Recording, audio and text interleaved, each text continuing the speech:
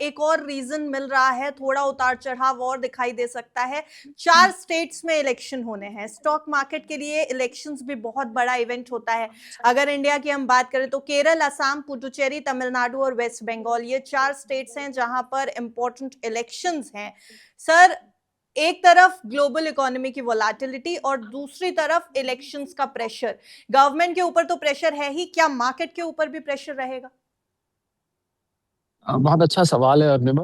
और देखिए क्या होता है, वैसे नॉर्मली जो रूलिंग पार्टी होती है, जो रूलिंग अलायंस है, एनडीए जिसको कहते हैं भारत में, हम्म। तो उसको वो अगर वो पावर में आ जाती है, क्योंकि इसमें से 3 स्टेट्स तो ऐसी हैं जहाँ पर एनडीए के लिए जीतना पिछले कुछ इलेक्शन में बहुत कठिन रहा है, नहीं जीत हम्म। पाए। मैं तमिलनाडु की बात करूं, वेस्ट बंगाल की बात करूं, केरला की बात करूं, कम से कम 3 स्टेट्स इसमें ऐसी हैं जहाँ पर एनडीए के लिए अगर वो जीतते हैं तो पहली बार होगी मेरी हम्म। मेरी लिविंग मेमोरी में। तो कई वैसे तो नॉर्मली अगर मान लीजिए यहाँ से एनडीए जीतता है इन इलेक्शंस में, तो मार्केट सेलिब्रेट करती हैं उसको, क्योंकि रूलिंग अलायंस और ज्यादा स्ट्रांग होती है, इकोनॉमिक पॉलिसी में और स्टेबिलिटी आती है, जो पूरा ग्रोथ का एजेंडा है उसको और रफ्तार मिलती है, डबल इंजन सरकार वगैरह जो बोला जाता है, तो वो और आती है, तो फायदा है। पर इस समय प्रॉब्लम क्या है अर्निमा, कि इस समय जो इंटरनेशनल फैक्टर्स हैं वो ओवर राइडिंग है, वो ज्यादा बलवान है, ज्यादा ताकतवर है। तो अगर यहाँ से मान लीजिए एनडीए जीतती भी है, तो उससे क्या होगा कि उससे कुछ दिन के लिए मार्केट सेलिब्रेट करेगी, फिर उनको सपने में डोनाल्ड ट्रंप आने लग जाएंगे, फिर डोनाल्ड ट्रंप की स्टेटमेंट्स आने लग जाएंगी, फिर वही सब आ जाएगा। तो अगर नॉर्मल हालात हो तो ऐसे इलेक्शंस में जीत, जी हाँ आपने बिल्कुल ठीक कहा, ऐसे इलेक्शंस में जीत मार्केट्स को ऊपर ले जाती हैं। हालांकि इसमें अगर एनडीए हार भी जाती है, क्योंकि ये स्टेट्स पहले ही हारी हुई हैं, केरला की बात कर रहा हूँ, तमिलनाडु की बात कर रहा हूँ, वेस्ट बंगाल की, इसमें तो एनडीए बहुत टाइम से नहीं मुझे देखने को मिल रहा है। तो अगर हारती भी है तो there is nothing to lose, but if they win, yes markets में celebrate for some time. But ultimately ये जो युद्ध के हालात हैं, ये ज्यादा बड़ा इवेंट है इस समय, this is a bigger event. तो मार्केट्स क्या होती है कि बड़े इवेंट को ज्यादा रिस्पेक्ट करती है, छोटे इवेंट पे रिएक्ट थोड़े टाइम के लिए करती है, फिर उनका ध्यान बड़े इवेंट पे चला जाता है। तो I think maybe for some time और निमा, यस जो आप कह रहे हैं थोड़ा बहुत असर हो सकता है, पर फिर अंततः ट्रम्प साहब ही सपने में आएंगे, इसमें कोई दो राय नहीं है। लेना चाहती हूँ। बहुत सारे रिपोर्ट्स हम देख रहे हैं और बहुत सारे एनालिसिस सामने आ रहे हैं। यहाँ पर कुछ चीजें समझनी जरूरी है इस लाइफ को खत्म करने से पहले, क्योंकि जो ये चल रहा है क्राइसिस, उसकी वजह से ग्लोबल मार्केट्स के ऊपर तगड़ा असर है और इंडियन मार्केट्स भी कहीं अछूते नहीं है।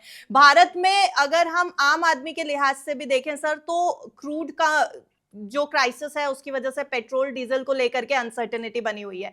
एलपीजी क्राइसिस की वजह से लोग ऑलरेडी सड़कों पर हैं, लंबी लंबी कतारें लग रही हैं। एलपीजी क्राइसिस भारत में जो है, हालांकि सरकार जरूर कह रही है कि सब कुछ ठीक है, लेकिन कहीं ना कहीं आम आदमी के लिहाज से देखें तो सिचुएशन में पैनिक जरूर है।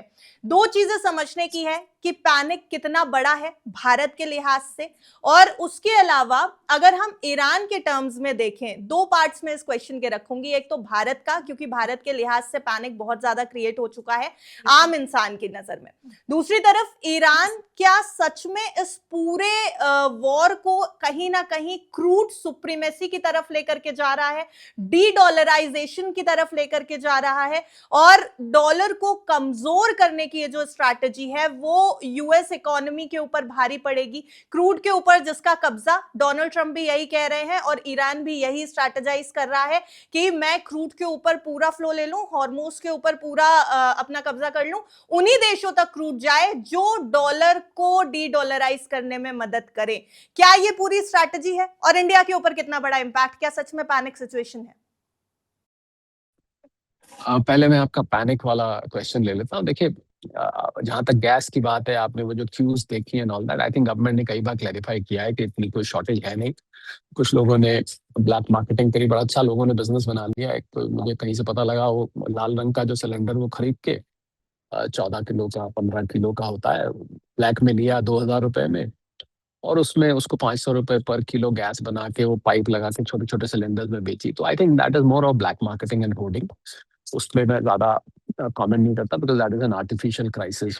थोड़ी सी शॉर्टेज की खबर सुनी थी कमर्शियल सिलेंडर्स की वजह से। पेट्रोल डीजल की जहां तक बात करें, और मैं पेट्रोल डीजल मुझे लगता है जब तक $130 तक क्रूड है, तब तक ये ओएमसी जिनको हम ऑयल मार्केटिंग कंपनीज कहते हैं, तब तक ये प्राइस बढ़ाने की इनको जरूरत नहीं पड़ेगी, क्योंकि इनकी बॉटम लाइन्स पीछे कुछ टाइम देखें तो they have created a buffer profit, और इन्होंने अपने लिए अपनी एक ऐसी फाइनेंशियल सिचुएशन कंफर्टेबल में आ गई थी। Hindustan petroleum, Bharat petroleum, Indian oil की मैं बात कर रहा हूँ, और एक दो निजी कंपनी अडानी की, अंबानी की हैं जो रिटेल आउटलेट्स चलाती हैं। सो पेट्रोल डीजल में अभी कोई ऐसी भारत के एसपीआर जो स्ट्रेटेजिक पेट्रोलियम रिजर्व हैं विशाखापट्टनम में, मंगलुरु में, पेद्दूर में, they are also sufficient, and I think we have alternate supply. 40 देशों से हम खरीद रहे हैं, तो अभी कोई इतनी बड़ी प्रॉब्लम मुझे नहीं नजर आ रही, जब तक कि $130 को क्रॉस नहीं करती। मे बी अगर $130 क्रॉस करता है तो फिर शायद इनको कहीं सोचना पड़े उसको पास ऑन करने का कस्टमर्स को, ऑयल मार्केटिंग कंपनीज को।